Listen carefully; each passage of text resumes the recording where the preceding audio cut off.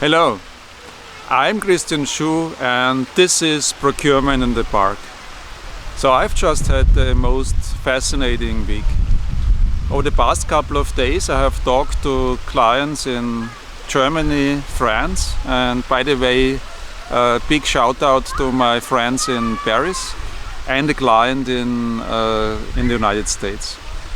So all three clients are active in discrete manufacturing, which means that they mass produce individual products that they then sell to their customers. And all three conversations very quickly converged on one topic. And this topic is the limitation of procurement in these companies to commercial tools.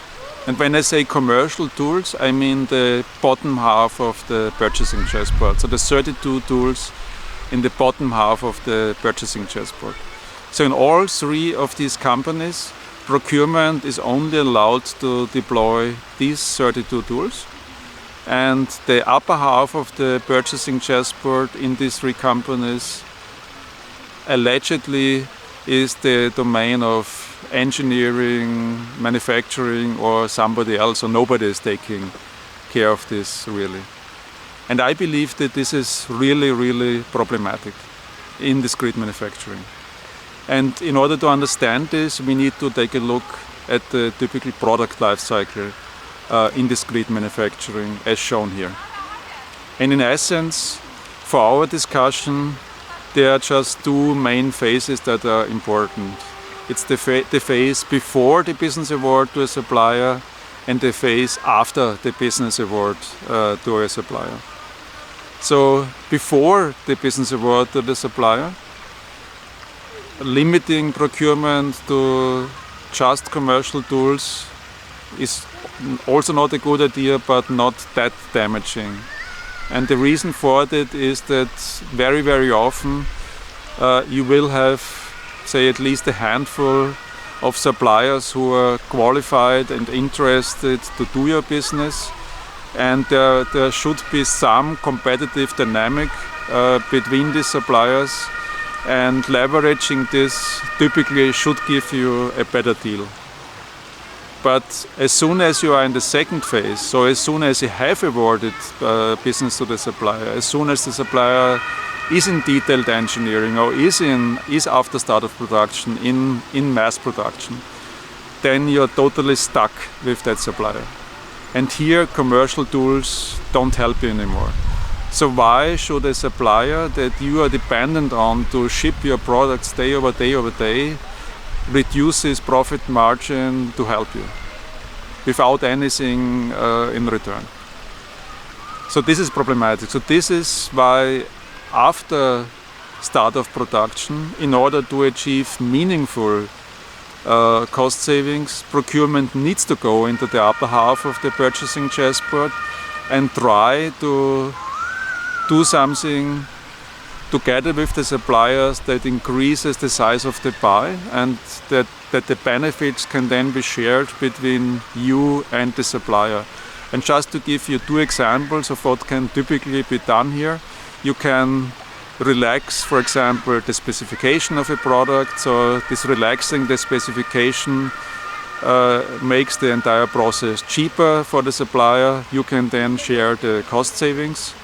Or you go into the manufacturing process of the supplier. You have ideas, for example, how to take out a couple of operators, and again, you can share the cost savings. So this is in an ideal scenario. But put yourself now into the shoes of a procurement executive who is limited to commercial tools. So what can this procurement executive do after start of production, after contract award, to achieve his cost savings? What can he do? So the only thing that's left for the procurement executive to do is he needs to bake in the annual or quarterly cost savings into the contract at business award. So the deal goes like this: okay, I give you the contract for this price, and in the contract we write down that year over year or quarter over quarter, you will reduce the cost by X%. So is this real cost savings? Of course not. The supplier knows that this is going to happen. The supplier puts these cost savings on top of his offer price, and then all procurement is doing over the subsequent years is just doing administration work to make sure that the agreed cost savings really come in. So I would be really interested to know how this is happening in your company. So is your procurement limited to just commercial savings, or is your procurement leveraging the full scope of the 64 tools in the purchasing chessboard? So please let me know down below. I think this should be a really interesting discussion. If you would like to subscribe, click here, and if you are interested in another one of my videos in Procurement in the Park, click over here. Okay guys, thank you and see you next week. Bye!